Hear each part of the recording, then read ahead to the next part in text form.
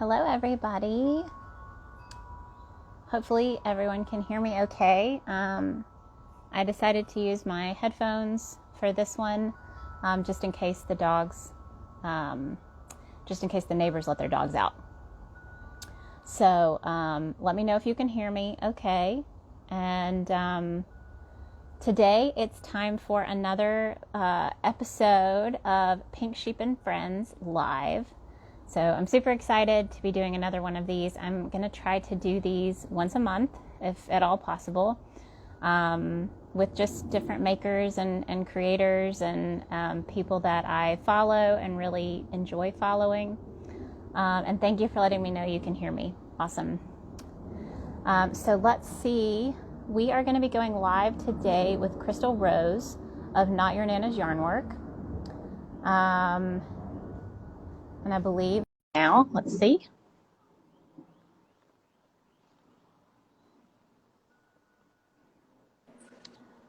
There she is. Hey. Hi. How are you? How are you? I'm good. How are you this morning? I am good. Afternoon. It's afternoon. I know. Yeah, I guess technically. I am surprisingly nervous and Oh, sweaty. don't be. So I get really sweaty on my live videos. Like if, Yeah. if I'm just going live and talking, I come inside, or I'll get like weirdly shaky. Yeah. But I know it's no big deal. So I don't know. I totally understand though. And I actually almost wore my hooker shirt, and then I was like, I'm gonna be outside and then I'll get really sweaty. So Oh, yeah. I'm definitely gonna have to change later, but I had to wear it for the stream, so have you got the Comfort Colors version yeah, of the t-shirt? Do you like it? I love it. I love that brand. So I think that was actually one of the things that sold me on Bonfire, was that they actually had a few items from that brand of clothing, because they just tend to be really soft. And yeah, I'm a It's big fan. super comfy, and it's like a nice, like sturdy Yeah, cotton. Like it doesn't feel like it's gonna exactly. disintegrate in the dryer, Yeah, you know? so true. Well, it's so good to see you again. So for anyone joining in, we did get to chat a little ahead of time. I like to try to have a little Zoom call with anyone that I'm going live with, so that we can meet for the first time, not on a live, and chat and get to know each other a little bit. So, which just makes it a little bit nicer. But yeah, so today we have plenty of stuff we can chat about. I really like it to just be conversational and getting to know Crystal, getting to know you and your business, and a little bit of your background and who you are as a maker. And I really just want this to be a place where people can discover new makers. And, you know, if they haven't heard of you and don't follow you, this is an opportunity for them to get to know you. So yeah, it should be super easy, but it's okay if you're a little sweaty, because I'll Yeah, get a little sweaty too. definitely. So why don't you just let everyone know a little bit about your background, just who you are, and a little bit about your business, and then we'll dive in. Okay, well, as you said before, I am Crystal Rose. I'm 29 today. Today is my birthday. Woo! Yes, and happy birthday! Thank you. So I live in Georgia right now. I'm originally from Delaware, though. Little tiny state, came from a little small town. Everybody kind of knows everybody. But I was a military spouse, and that is how I ended up in Georgia. I'm divorced now. Happily divorced, though. It's okay. But I taught myself how to crochet when I was pregnant with my son, who will be 6 next month. So I've been crocheting for about 6 years now. And I feel like a lot of people start for the reason that they just want to make cute baby things. And that's what I did. When I was pregnant, I made a lot of like little beanies and booties, and then when he was born, nothing fit him because I have super tight tension when I crochet. So yeah, I realized that making like beanies and wearables and stuff just wasn't really my thing. And that's when I started experimenting with amigurumi, the 3D crochet. Mm-hmm. I made a couple things with patterns starting out, and then I just kind of realized that it came naturally to me, and it was kind of easy to just freehand things. And Hmm. Which is yeah, quite a gift. that's kind of how I got here. I used to make all kinds of stuff, dolls, characters, and I'm good at it. But it was a lot of work, and it took a really long time to make a lot of things. And um, the first time that I actually crocheted like the sort of things that I do now, vulvas, that sort of thing, was actually just a Christmas gift idea for one of my really good friends. I had seen some felt vulva Christmas ornaments, and I was like, maybe I can try to crochet something Hmm. similar. And I did, and Down the rabbit hole you go. yeah, everybody Yes. loved it. Blew up really quick. I was selling them on Etsy, and I was donating $1 to Planned Parenthood for every single one that I sold. And I opened my Etsy shop in November, and by Christmas, I had sold 50 of them and raised $50 for Planned Parenthood. And then after Christmas was, around the time that Trump became president and the Women's March was happening. And even Hmm. with Christmas being over, people were still buying these ornaments. And I was like, well, I guess I should try to figure out some other things I can make with balsas Yeah. on them. Um, and yeah, I did kind of everything for a while, and then I realized that the thing that made me happiest and was the most fulfilling was the body positive art, vulvas, Hmm. penises, boobs, that sort of thing. And then about a year ago, I decided to just take off with that and put all of my eggs into that basket and focus on that. So here I am. That's awesome.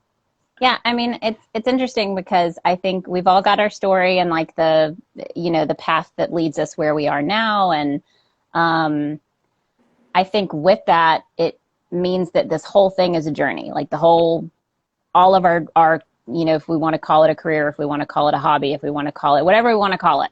I mean, I don't really like to call mine a career, but I mean I do it full time and so do Yeah, you. So it's kind of like, well, I don't know what else to call it, but technically, I guess it um is. yes, yeah. So, I would love to know if you have, ideas and aspirations and dreams for like where this will go. Are there things that you dream about at night of like, I wish I could do this too? Or, like right now I'm thinking about mystery boxes. Like that's been my big thing in my head that I really want to do, but it still seems a little far away because I need to get everything nailed down. But what are some of the things that you've thought about that you kind of hope that maybe you can do in the future or goals or anything like that? Yeah, I don't know. It's weird because it is something that's sort of odd for me to think about sometimes. It's like, I just Hmm. started doing this full time a couple months ago, and I'm so happy and I love it and I feel so lucky to be able to do it. And then I think, what am I going to do 10 years from now? Like, am I always just going to be able to sell these things and make a living off of it? Um, so that's actually something I need to think more about. I do think I would like to branch out more.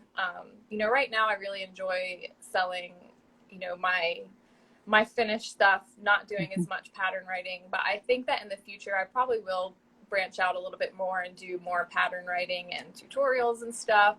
Um, and a big fantasy that I don't know if it would ever happen, but one of the problems that I run into a lot with commissions and custom orders is not being able to find the right color of yarn for certain Hmm. projects.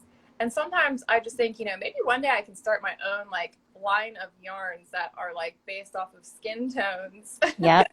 So it would be awesome if, I can continue to do this and do big things like starting my own yarn company or like writing Yeah. pattern books and stuff like that. I'm Um, sitting here thinking about like kits because you could create kits with the right skin tone to create a project or something crazy like that, yeah, you know? yeah, I Yeah. would love to think that, everything's just going to keep getting bigger and better. Um, Hmm. but for now, it's definitely very much like one day at a time. I've Hmm. got a lot of projects lined up all the time. I've got a wait list for commissions. So right now I'm just making things and I'm happy making things. And this is probably where I will stay for a while. And then maybe Yeah. if I start to get burnt out and want to Hmm. focus more on pattern writing and stuff like that, I'll start to do that again. But for right now, I'm really enjoying just having regular shop updates and doing custom orders for people. That's awesome. So I think you should tell everyone a little bit about, because we talked about it a little, but what made you decide to go full time? What did that look like? 'Cause, I know there's a lot of people out there who they might be on the fence right now. Is it worth it? Should I take the leap of faith? What were some of the factors that went into that for you, and what did that really look like? Yeah, it's definitely a very scary decision to make. Um, and honestly, if not for the pandemic, I probably wouldn't be in this position because it was last year when, lockdown happened and my work was closed for a few months. And I was lucky enough that I was still getting paid by my job and I got unemployment for a few weeks and everything. But it was the first time in so long that I'd actually had like all this time at home to be able to crochet more.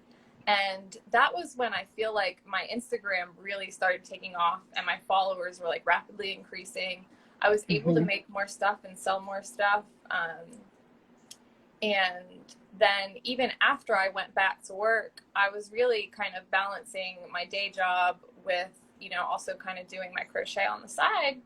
And it was good up until I got COVID in January of this year. And I was really sick. I was out of work for a month. And I was able to crochet full time. I feel like that was the first time I really was able to crochet full time because my son was with his dad, obviously, because I was sick. Um, and I couldn't ship orders, but I still had a lot of people who were supporting me and like, Hmm. commissioning me and helping me get through it. And, that month was the first time I really was able to put full-time hours into my crochet. And at the end of the month, I looked and I realized I had made more money that month than I had been making at my day job. And part of me was tempted to just not go back to work, Hmm. but I don't think I was quite brave enough to take that step yet. So I did go back. And working in retail sucks anyway, and it especially sucked during the pandemic. And I Hmm. live in Georgia where masks were never really enforced, and the job where I worked, we did enforce them. And most of my day was just being yelled at by people who didn't want to wear a mask, and it was just a really awful position to be in. And then after having COVID, I had a lot of long-term symptoms. So I was really struggling to even just like work the minimum amount of hours at my job. And I felt awful all the time. And I wasn't able to balance the two anymore because I was so sick and exhausted from working like the bare minimum at my day job that I was too tired to crochet in addition to Yeah. it. And I wasn't making enough money at my day job to support myself. Couldn't supplement with crochet anymore. So I was like, I really need to just focus on one thing. And I just decided that I would much rather be my focus be on my own business and something Hmm. that I'm passionate about versus a retail job. So very scary decision to make, but I quit my job and I have been doing this full time since May, and no regrets whatsoever. Making more money than I had been making at my day job. I am so much happier. I don't have to commute to work. I get to be home Hmm. today with my dog. Got lots of hearts Kid. coming in with this too. Like Yeah. everybody's very happy for you. It's it's Yeah. an amazing feeling, and also there are just so many people who are constantly telling me how proud they are of me, and that is also the best feeling in the world because there probably are some people who thought I was crazy when I quit my job and were Hmm. worried that it wouldn't work out for me, but I've proved them wrong. And then the people who really do believe in me are just like so proud of me right now. Yeah. Yeah, no, that's awesome. And we're in the same club because I've only been doing full time for a little while as well. Um, and it is scary, you know. I mean, I think for it's going to be scary for everyone in their own way, you Yeah. know, because I know for me, you know, especially this go round, because I had done freelancing in the past, but my husband was working full time. So he was, you know, he was at an office job, salaried type thing. And so it was easier for me to be like, okay, well, let me try this for a little while because, you know, we have Yeah. his income. And this time around, both of us are freelancing. Both of us are working for ourselves. And so when I made the decision this go round, it was like, okay, well now we really both we just have to be ready to hustle. I mean, Yeah. and I think that's you know, and I would love to hear for you, do you have ways that you deal with any of the anxiety and stress around, am I going to make a sale today? Am I going to make enough this month being, you know, doing this full time? Are there any kind of things that you do to help you deal with those emotions, or are they non-existent for you, which is awesome if they are? It's probably something I need to work on because I do stress a lot and Mm-hmm. it's silly. Like, I don't stress so much about like, am I going to make a sale today? Because for the most part, like if I do update my shop, it sells pretty quickly. I Awesome. do every once in a while, like when I don't have a lot of money in my bank account, I'm like, oh my God, what if this is the week that like people don't buy anything or something? But one of my biggest things is just like really motivating myself to hustle. Like you said, Mm-hmm. like I'm still trying to get used to making myself work because it's so easy Mm-hmm. to like be like, oh, I deserve a break. Yeah. But when I am an avid planner, I fill out my planner every Sunday, and I used to kind of do like an hourly schedule for myself, but now instead of Mm-hmm. like giving myself a certain amount of hours, I give myself a certain amount of projects in a day. Mm-hmm. And I feel like that's a lot easier to be like, okay, I need to finish this today. I need to finish this today. I can take my time. You know, I can take a break if I need to, but I need to get this project finished. Um, I feel like it's much easier to hold myself accountable that way instead of being like, oh, I need to work a certain amount of hours. Um, Yeah. but yeah, I definitely do worry a lot and it's scary, but I think the one thing that kind of keeps my head above water is just like thinking about the fact that I'm doing this. Like, Mm-hmm. I'm just so happy to be in this position that it's so easy to just like sit down for a minute and reflect on where I am and how I got here and just be grateful that Mm-hmm. this is where I am. Um, and that's the one thing that I feel like does keep me from stressing out too much. Is like, how can you be stressed and anxious when you're doing what you love for a living? Mm-hmm. So, That's true. That's true. I would love to know if you have, because talking about planning, I'm a big planner too, and I just started using the Google Task app on my phone to give myself tasks for each day.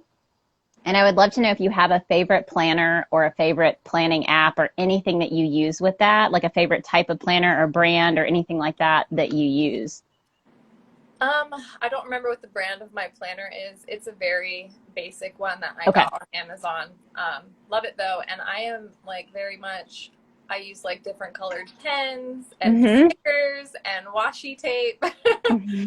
I feel like it's kind of like my ritual though on like Sunday Yeah. night to sit down and not only does it feel good to be planning, but it's kind of a fun like little like creative outlet to make Mm-hmm. it look fun for the week and all. Um, I will say I am not great with technology, and that's actually something that is a challenge being having a business that's based off of social media. Because like Mm-hmm. I haven't done a lot of live streams. This is very new to me, and now that reels are getting a lot more popular, I'm like trying to learn how to do them. And Yeah.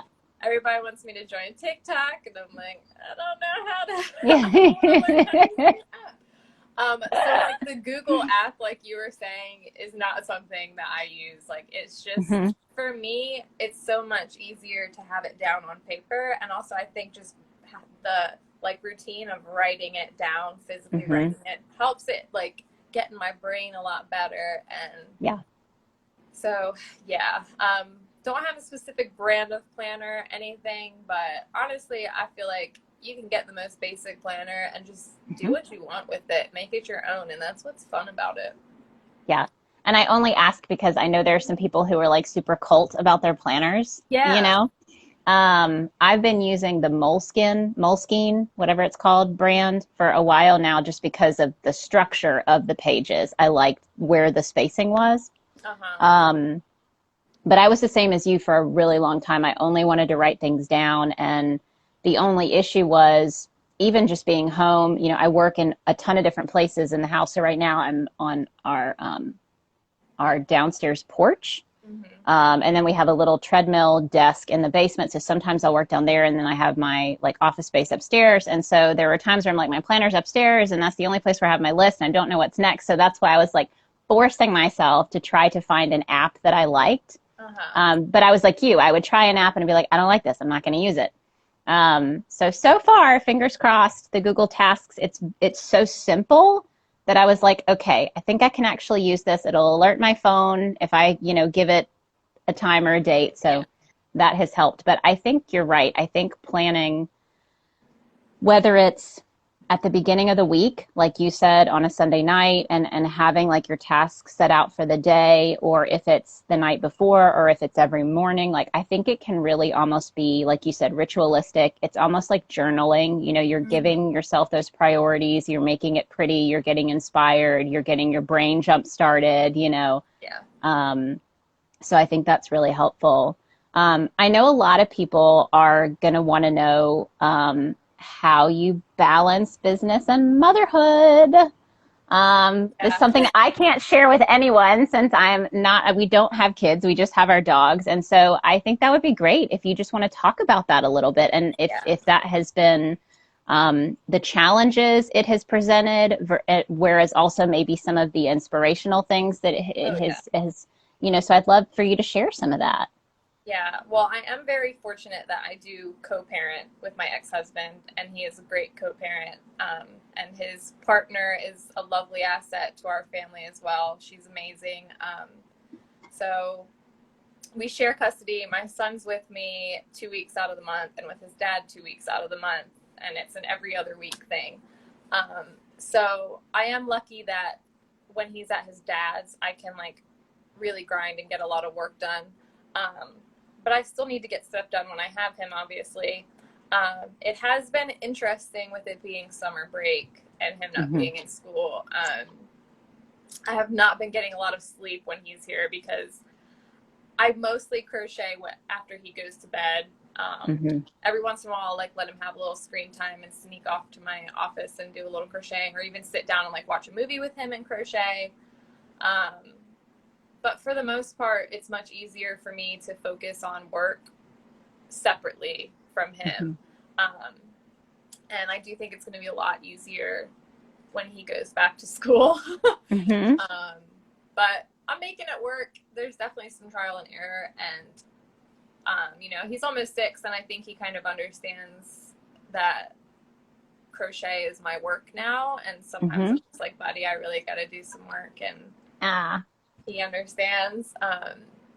But yeah, it's definitely not easy, and I don't know if I have a whole lot of advice to give other than have some good childcare and someone that you trust, and don't try to take on everything yourself because that's impossible. Mm-hmm.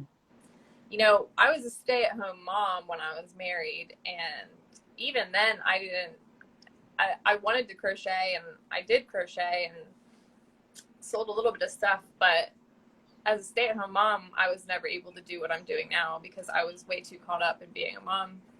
Mm-hmm. Um, so I do think actually that's one thing that has benefited me from us separating, is that I feel like when I was married, I feel like my whole identity was just being a wife and being a mom. And I didn't really do anything for myself or take time for myself. Mm-hmm. And, getting a divorce and only having my son part of the time has kind of forced me to find myself and I think that Not Your Nana's yarn work is a very big part of who I am and my identity. And I feel like it's the one thing that I had outside of being a mom for a long time, and it's really kind of molded me. So yeah. I don't really know where to go from there. No, that's great. That's great. And when did you officially start Not Your Nana's Yarn Work? Was that before or after you got divorced? I guess officially, so like when I first started selling the ornaments, Mm-hmm. was 2016.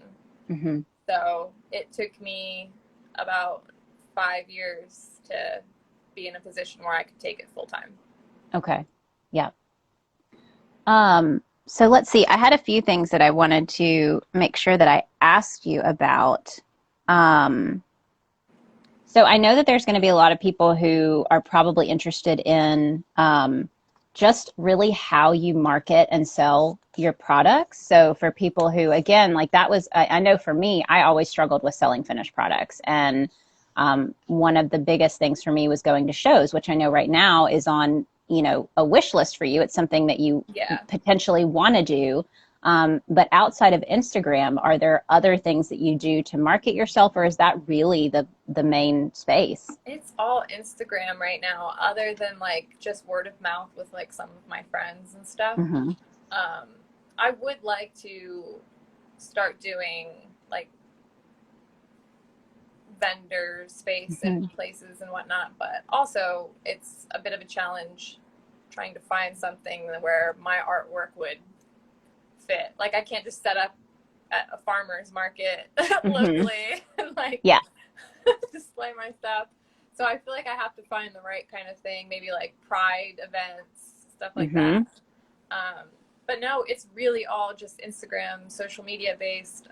And I'm lucky that my following has been increased, and the algorithm seems to work in my favor a lot of the time. Um, but I think the most important thing, um, if you want to market on social media, is just having something that's original and stands out. Um, everything that I make, I try to make sure that it's totally unique and it's not something that anybody else makes. Even if it's a Mm-hmm. similar subject matter, obviously a lot of people make vulva art, boob art, whatever. But I try to make sure that mine is different from Mm-hmm. everybody else's. And I think that's one of the things that can really help you get noticed and Mm-hmm. help your stuff be seen. And also networking, obviously, is a really important thing. Making connections with people, whether it's customers or other artists. Mm-hmm. I don't think that I would be where I am if it weren't for other artists supporting me. I've had a lot of people share my stuff, and like bigger pages just sharing something that I've made and it bringing attention to me. I remember I had something shared on the Yarn Punk page once, and that was Mm-hmm. like one of the biggest like increases in followers I ever got. Awesome.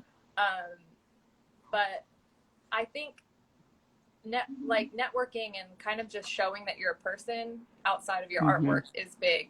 There was a really long time where the only thing I ever posted on my grid was just pictures of finished artwork.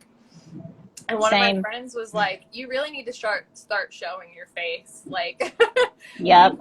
you'll get more followers if you show your face." And she was right. Like, anytime I post a picture with my face in it, it gets way more likes than just something by itself. So I think it's really important to kind of show who you are as an artist, because I think one of the things about my business is people don't just support my art, they support me. Mm-hmm. They know who I am, and they admire me and want to help me out. And it's a really good feeling. And I think that networking is the thing that's brought me the most success. Yeah. I mean, creating real relationships. Yeah. I think that's something that people forget. If you are using social media as your prime marketing tool, you can't forget about the social. Yeah. And I think that's something that I know for me, it can be a struggle because the more followers you get, the Yeah. harder it can feel to connect with people, Yeah. and to figure out who are the people who are actually engaging with me and commenting. How can I make sure that I know their name, or maybe send them a message actually thanking them for being so interactive. Mhm. Um, and like you said, other artists, if I think it's a big deal when you find other artists, especially if they make things within a similar genre, Yeah. for them to be willing to be supportive and not be exclusive, or say, well, it's that whole community over Over competition. competition. Yep. Yes. Yeah. Um, so I think you hit the nail on the head there of, you don't really need to try to be everywhere. You don't need to be on TikTok and Facebook and all of that if you don't have the bandwidth to deal with it. It's instead focusing on maximizing the space that you're in. Like you said, you started showing your face and it made a big difference, and making those connections. And um, I agree, because the same thing happened to me when I did finally start sharing photos of myself versus my work. Um, and right around the pandemic, that was the same thing. I had a little more time to focus on social media, and that was a really big growth phase. And I think more people were on social media, so it really worked in a lot of artists' favors to start being more present when people were more present. Yeah. Um, so I would love to know what you feel like, either one or more, it doesn't have to be just one, but what were one or some of your proudest moments so far with your business and with what you've been doing? I'm not going to allow you to count going full time, because we already talked about that and Yeah. celebrated it. So what's something else? Definitely when my artwork was featured in Elle magazine. Um, Mm.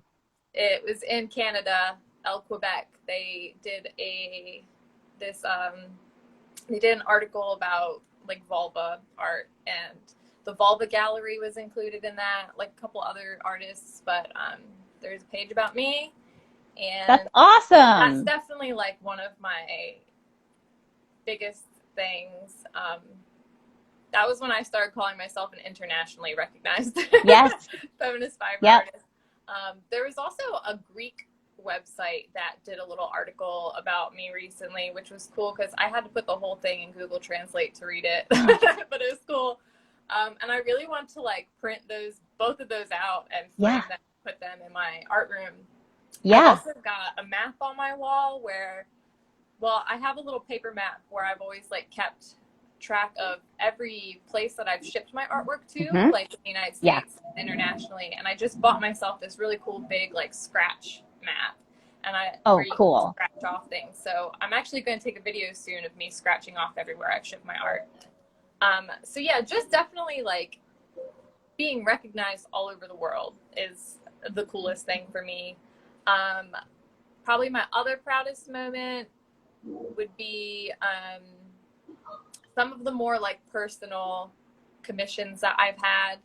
Hmm. I do a lot of custom work, and I had a non-binary customer that had gotten top surgery, and they Hmm. wanted me to make a pillow of what their breasts looked like before the surgery, and they sent me Hmm. pictures, and I made a piece with that as reference. And I have another commission coming up for someone who had breast cancer and they had a double mastectomy. I'm going to Hmm. be recreating their breasts with like scars and everything. So I really like making those really personal pieces for people, Hmm. because I think a lot of people see my art as kind of humorous and like lighthearted, Hmm. which is great. It is. But I do also feel like really deeply connected with a lot of the pieces that I make. So it's nice to be able to make something that really means something to a person. Hmm. So Yeah. yeah, being seen around the world and making personal pieces for people, definitely my Yeah. two biggest accomplishments. That's awesome. I love it. So I'm trying to make sure that I don't miss anything that I actually wrote down. So I have my little notes. That's why I'm looking at them. Okay, so this goes back to a little bit of what we were talking about with when you said that some people just see it as humorous, which is a good thing in a way, but you always want to have different levels of your Yeah. art. Like there, you know, there's more depth to it than that. And we talked about this a little bit in our Zoom chat, but what are some of the ways that and you said luckily you haven't had a ton of people who've been negative with your work, but what are some of the ways you deal with people who might not be so positive with the work you create? You know, if there are people out there or people listening to this who maybe want to create things, but they're like, I don't know how people are going to see that if I put that on my feed, or, you know, even if I put the, you know, like you said, you donate to Planned Parenthood. There are going to be some people out there who don't like that or who don't Yeah. agree with you. So what are some of the ways that you deal with some of those things? It's funny because I actually had a post a few days ago that got a lot of attention, and it got a lot of negative attention, and it was like the Mm-hmm. first time I'd ever had that many negative comments on something, probably from a certain hashtag or something. But you know, it really Mm-hmm. doesn't bother me because you can put a thumbs down on my art, but there's over 13,000 people who appreciate my art, so Mm-hmm. I don't let it get to me. I do. I'm going to be honest, for the most part, I don't engage with people who are negative. I just don't really, most of them are trolls, and I don't Mm-hmm. feel like their minds are going to be changed. A lot of times my followers will do it for me, though, and that's cool. Yep. I'm totally all about that. I don't want people getting in arguments on my page. Like, I want it to be a safe space. If you're going to have a conversation with somebody and you're going to try to educate somebody, make it civil. That's my thing. Mm-hmm. Um, but sometimes if people are just like, why are you doing this? Especially even in person, people ask me that a lot. And I do like to take it as an opportunity for a conversation about like body positivity and the message that I'm trying to spread, sex education, that sort of thing. Um, but I'm never going to engage with trolls. And when people say something like really offensive, I just delete it or block them. Mm-hmm. One of my friends made a good point, though. They said the haters are helping me out by engaging with my posts. Yeah. Yep. True. But I definitely think that in order to be successful, you have to sort of not care what people think to a Mm-hmm. certain extent. I saw somebody the other day said, you know, you don't make art for everyone, you make it for yourself, and Mm-hmm. you let people buy it. And I feel Mm-hmm. like that's a really good way of looking at it. Like, I'm not, my art's not for everyone, and it's okay if not everybody likes it because I love it and it's part of who I am. And there's plenty of people who do like it. So if there's somebody out there who wants to start making artwork like mine or something a little more taboo, just accept the fact that there's people who aren't going to like it. There's going to be plenty of people who do, and they're the ones that really matter. Mm-hmm. And make it for yourself. And what else was I going to say? I went blank. No worries. I do it all the time these days. Yeah. Oh, Yeah. I will say, I remember what I was going to say. One of the things that was weird for me was getting used to like family members and stuff. Like following me on Instagram and seeing some of the things I post. And even still, like, it's really weird now that I do it full time because if I Mm-hmm. meet somebody and they're like, oh, what do you do for a living? It's like, Yeah. I'm a I fire crochet. artist. Yeah. And I am getting a little more comfortable with like getting more into detail with it. And I feel like Mm-hmm. a lot of people do respect it and are also just like, man, that's so awesome that you're able to do that for a living. But like, it is weird that like my mom follows me on Instagram, but she also totally supports me. Like, she That's loves my awesome. stuff. She shows it to people, but it is weird sometimes when I post like lingerie pics or like, Yeah.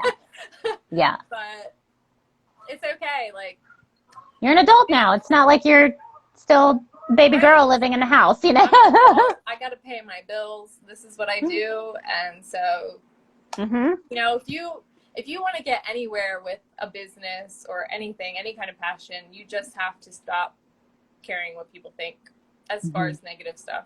So, yeah. Well, and I think too, it makes a difference if you wholeheartedly believe in what you're doing. It's a lot easier to not care. I feel like if you, for instance, if someone wanted to start creating art like yours, if they wanted to create vulvas and boobs and penises and whatever, but there was no reason behind it other than this might be popular. You know what I mean? Yeah. Then you're putting yourself in a situation where yes, because you don't have, there's no passion behind that of why you're doing it. There's no, if you don't have, for instance, any, like you said, you enjoy the body positivity side of that. There's a lot more reasoning behind your work. You enjoy the personal pieces that you get to do. It's not, I do this because it's controversial and it'll get me Yeah. followers. You know what I mean? I think that because you do that for the more meaningful reasons, it's a lot easier for you to be like, yeah, I don't care because I love what I do. And it makes a difference. And it, in some ways, helps people and changes people's lives. So if you're making those personal pieces, that's a big deal for people Yeah. when they have the opportunity to work with you. Um, I did want to ask you because you said you do work around your son. So how does that work? Does he understand what mommy's making? Or is that ever weird? Or what are some of what's yeah. No. When he's older, I'm definitely going to take the opportunity to talk to him about it and explain to Mm-hmm. him and, have a conversation with him about body positivity Yeah. and stuff like that. He's young enough now, though, that he doesn't really recognize anything other than the Okay. boobies, which I feel like Yeah. are the easiest thing to be like, yeah, that's a boob. Yeah. You ate from my boobs when you were a Yeah. baby. Like, but like the vulvas, he thinks are eyes. Yeah. Like I'll have like a tapestry hanging. He's like, "Mommy, why does that have an eye? It's creepy." Uh-huh. And There you the go. pieces, I tell him are mushrooms. Okay. um, I And he try. believes mom. Yeah, like Yeah. it's So mommy makes eyes and mushrooms and yeah, boobies for a yeah. living. Yeah. And maybe I should tell him what they are. And it's not so much that I don't want him to know, but I don't want him to like go to school and That was what I was wondering. talk Yeah. about that sort of thing, like, oh, my mommy makes penises or whatever. Yeah. Like, I'm gonna try to wait till he's a little bit older for him to really figure out what I'm doing. But yeah, he sees it, but he doesn't really process it yet. I'm sure it will happen soon enough. But Yeah. yeah, for now, he doesn't really know. I figured I had to bring that up at least once because I was thinking about that with you having him home and having to work while he was around if that was ever interesting with him. Yeah, But people do ask me that a lot too. yeah, yeah. So I did want to bring up as well because you did start writing patterns at first. You do have some patterns in your Etsy shop when you were doing amigurumi, and you said that maybe that's in the future. And you shared a little bit with me about how you felt about people creating similar things or asking if they can make something different, or make something inspired by your work. 'Cause I've had people ask me the same question with some of my drawn designs. And I would love for you to just kind of talk about that a little bit, because I feel like you also get that question quite a bit of how would you feel if I made something similar? How do you approach that? And or if people ask you for patterns and that kind of thing. Because one of the reasons I'm asking is because I feel like there are a lot of people who feel like maybe it's not okay to, like, maybe I should write a pattern for this because people should have access to it. But I don't always agree with that. And I don't think you all really do either. It's okay for your work to be yours. So I wanted you to talk about that a little bit. Yeah, I mean, I'm all about people. I'm glad that this type of artwork is getting so popular and more people are making it. I love that. But I do have a very sentimental connection with my artwork and my designs. And like I said earlier, when I create something, I want it to be something that nobody else has done. So for that reason, I am a little bit selfish with my designs. I don't put a lot of my patterns out there because I make a living off of my finished pieces. So I don't really want other people making what I make. Mm-hmm. Um, so yeah, I do think that it's a really respectful thing to do as an artist, to reach out to another artist if you want to make something similar, and ask them if it's okay. I've done that before. When I first started making the mounted vulvas and the embroidery hoops, you know, the first one I made, I didn't even realize until after I'd made it, but it was kind of similar to Naomi from Utopian Fallopian. She makes like mounted vulva pieces and embroidery hoops. They're not crochet, they're totally different, but I realized when I made mine, oh, this is kind of similar, and I reached out to her and I showed it to her before I ever posted on my page, and I was like, hey, you don't feel like I'm like ripping you off, do you? And she was like, no, that's beautiful, I hope it sells. And also there's a maker, Pop Arts and Crafts. She does a lot of like tampon artwork. So when I first started doing my tampon keychains, I reached out to her to make sure that, you know, she didn't feel like I was copying her. And she did the same thing with me when she started making vulvas. She asked me, you know, if it was okay with me. And I don't care if you make stuff similar to mine, as long as you're not totally ripping off my designs. And yeah, I do think there's a level of respect that you have to have. And it's a really good thing to ask, and don't be afraid to ask someone. I feel like for the most part, people are supportive, but it definitely does hurt me a little bit when I see like blatant copycats.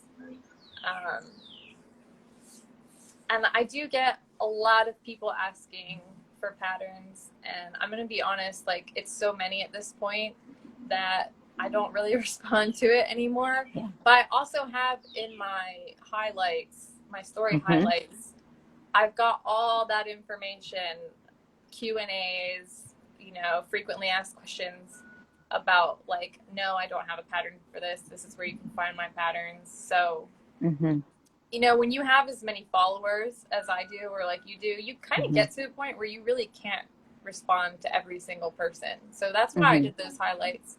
You know, I do try to respond to people, especially if they take the time to like send me a direct message. You know, I try to explain to them, like, no, sorry, I don't have a pattern for this. You know, I make a living off of my finished work, so I don't put a lot of my patterns out there. And people are always telling me, like, oh, you could make a killing, like, if you did a pattern for this. And they're probably right. But for now, I just have this personal connection with my art, and I don't want to share everything. I have been planning on joining Patreon, and I will probably start doing a little bit of pattern writing, not for everything. Like, I will probably never put my vulva pattern out there ever, because it's mine. And it probably took a lot of work to get it to look the way it does. I think that's usually the issue of if a lot of trial and error went into it, you know that it's unique. You know? The other thing with a lot of my stuff, like the vulvas especially, is they're not all the same. Like, I do it a little differently every time. So writing a pattern would be kind of weird. But, you know, I do want to sort of branch out and do more tutorials and like patterns and stuff to a certain extent. But if I do start doing that again, it's definitely going to be on Patreon, where people have to like pay monthly. And I know that the people who are going to have access to it are people who respect me as an artist, and, you know, aren't going to try to rip me off or, you know, like copy my designs and try to profit off of it. If I do start pattern writing again, I definitely do want to have it be in a place where it's just sort of sharing it with other makers. For the sake of sharing it, and for them wanting to make it, and not necessarily for them to make money off of it, but just to be able to make these things for themselves or as gifts for friends or whatever. Yeah. I mean, and it's, you know, you don't have to make a change till you feel like you need to. You know, like you said, you are happy doing what you're doing now, and, you know, that was where I was for a long time, when all I was selling was finished products at shows and things. And it was actually I had a little cat cozy that I would make, and it sold like wildfire at shows. And I was the same way for the longest time of saying, no, I'm not. And I had like you, lots of people who were like, do you have a pattern? Can you share the pattern? Where's the pattern? You know, like over and over again. And I was like, I don't have a pattern. I'm not going to write one. You can't have it, you know?